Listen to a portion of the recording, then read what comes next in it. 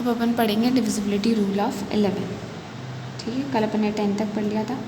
तो divisibility rule of 11 थोड़ा सा टफ है, इसको मतलब ध्यान से सुनना पड़ेगा आपको। जैसे मैंने कोई भी एक डिजिट ले लिया, नंबर ले लिया सॉरी, है ना, और मुझे चेक करना है कि ये 11 से डिवाइड होता है या नहीं।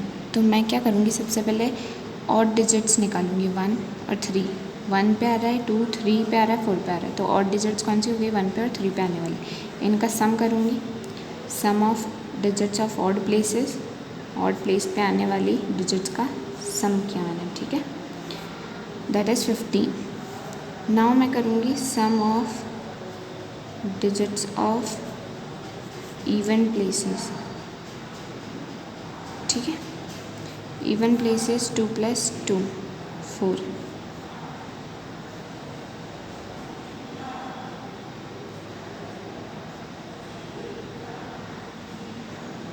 और अब मैं क्या करूँगी, जो भी ऑड प्लेसेस पे डिजिट्स का सम आया और जो इवन पे आया उनको माइनस कर दूँगी। 15 - 4 दैट इज़ वो कितना होगा, 11। अब जो आंसर आएगा वो अपन को देखना है 11 से डिविजिबल है या नहीं। ये नंबर जो है वो 11 से डिविजिबल है, इसका मतलब जो ये पूरा नंबर है 2728 वो भी क्या है, डिविजिबल है 11 से, ठीक है, इज़ डिविजिबल बाय 11। समझ में आया? तो इस तरह से ये जो है डिविजिबिलिटी रूल ऑफ 11 वर्क करता है। ऑड प्लेसेस के डिजिट्स का सम करो, इवन प्लेसेस के डिजिट्स का सम करो एंड देन सब्ट्रैक्ट देम, ठीक है। जो भी आंसर है सब्ट्रैक्ट करके जो रिजल्ट आया उसको देखना है 11 से डिवाइड होता है या नहीं। अगर वो डिवाइड होता है और अगर इसकी जगह 0 भी आएगा तो 0 भी 11 से डिवाइड होता है, क्योंकि 0 ही आंसर आता है अगर डिवाइड करते हैं 0 को 11 से, तो डिवाइड तो होता है। तो अगर डिफरेंस 0 भी आ रहा है तो भी वो जो नंबर है वो 11 से डिवाइड होगा।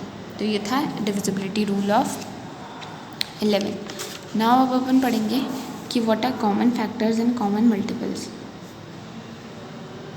आप लोगों को मैंने फैक्टर्स बताया था, जैसे 6 और 12 है मान लीजिए, ठीक है। 6 के फैक्टर 1 है, 2 है, 2 की टेबल में आता है 6, 3 है और 6 है, 6 इन सब की टेबल में ये आता है। तो ये सारे जो है इसके फैक्टर्स हो जाएंगे। अब वही फैक्टर्स 12 के देखिए तो 1 है, 2 है, 3 है, 4 है, 6 है और 12 है, ठीक है, इन सब की टेबल में आता है। अब इन दोनों में कॉमन फैक्टर आपको क्या क्या दिख रहे हैं, 1 आपको कॉमन दिख रहा है, 2 कॉमन दिख रहा है, 3 कॉमन दिख रहा है एंड 6 कॉमन दिख रहा है, ठीक है। तो कॉमन फैक्टर्स कौन कौन से हो जाएंगे, सिंपल सी बात है, फैक्टर्स निकालने हैं दो चीज़ों के और उनमें से जो जो कॉमन आ रहा है वो कॉमन फैक्टर्स हो जाएंगे। कॉमन फैक्टर्स ऑफ 6 एंड 12, तो 6 एंड 12 के कॉमन फैक्टर्स क्या हो जाएंगे, 1 2 3 एंड 6, ठीक है। तो ये हो जाएगा कॉमन फैक्टर्स का कॉन्सेप्ट। नाउ कॉमन मल्टीपल्स, ये भी काफ़ी ईजी है। मल्टीपल्स निकालो पहले 2 नंबर के और उनमें से जो कॉमन है वो देख लो, ठीक है। तो कॉमन मल्टीपल्स क्या हो जाएंगे, सबसे पहले किसी भी डिजिट पे देख लो आप, जैसे 6 है और वही 12 ले लो, 6 के मल्टीपल्स क्या होंगे, 6 की टेबल, 6 12 18 24 30 36 42 48 एंड सो ऑन। और 12 के मल्टीपल्स होंगे 12 की टेबल, ठीक है। तो 6 और 12 के मल्टीपल्स लिख दिए मैंने। अब इनमें से कॉमन कौन कौन से निकाल दो, ठीक है। तो कॉमन मल्टीपल्स 12 दिख रहा है मुझे, 24 दिख रहा है मुझे, 36 दिख रहा है मुझे, 48 दिख रहा है। तो ऐसे करके मुझे कॉमन मल्टीपल्स मिलते जाएंगे, ठीक है। तो कॉमन मल्टीपल्स क्या हो जाएगा,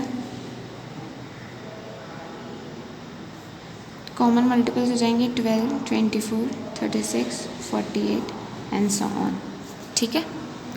तो ये था common factors and common multiples का कॉन्सेप्ट।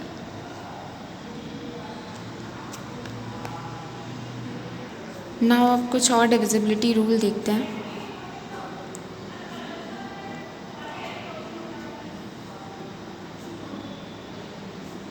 ठीक है,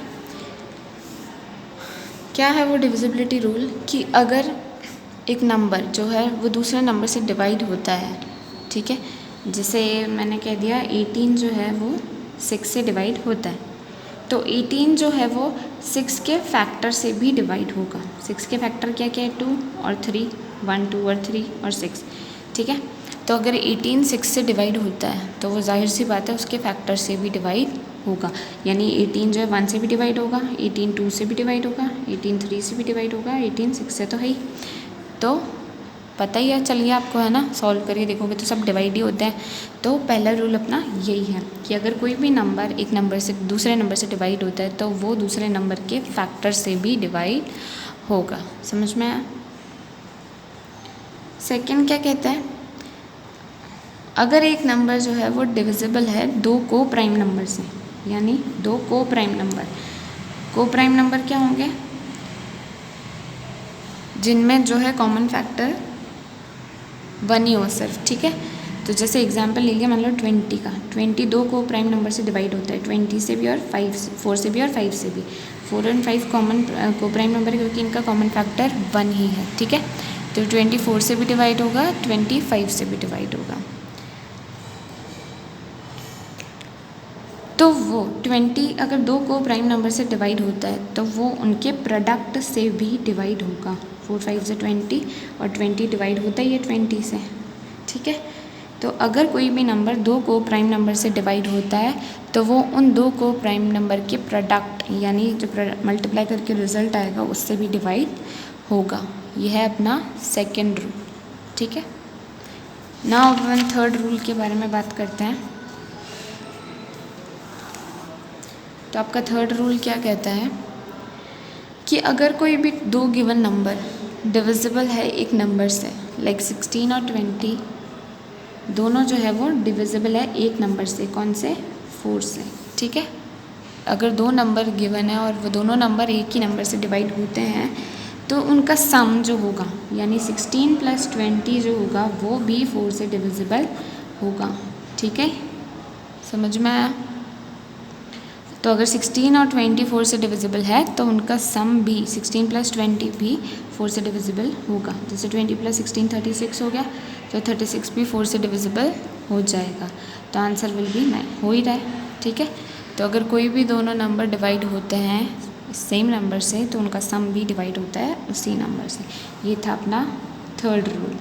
नाउ अब अपना फोर्थ रूल क्या कहता है, कोई भी दो गिवन नंबर अगर एक नंबर से डिवाइड है तो इसी का जैसा रूल है, तो उनका डिफरेंस भी, यानी इस बार प्लस किया था पहले थर्ड रूल में, इस बार उनका डिफरेंस भी उससे डिवाइड होगा। लाइक 16 / 4 होता ही है और 20 / 4 होता ही है। ठीक है, तो ये अगर इससे डिविजिबल है तो इनका डिफरेंस लाइक 20 - 16 भी 4 से डिविजिबल होगा। 20 - 16 कितना है? 4, तो वो 4 भी डिविजिबल होगा 4 से, 1 होता ही है। ठीक है, तो ये था अपना फोर्थ रूल। अब आपको एक और बार, और अगर समझ में कम आया है तो आप वीडियो को एक और बार देखना और ध्यान से 2-3 बार सुनोगे, आप अच्छी तरह से सब समझ में आ जाएगा। ठीक है, इसके बाद आप एक्सरसाइज 3.3 कर सकते हो, उसका वर्क मैं आपको भेज दूँगी, आप कर लेना नोटबुक में। ठीक है, आज आपको पहले 3.2 का वर्क भेजा जाएगा, वो कर लेना। Thank you.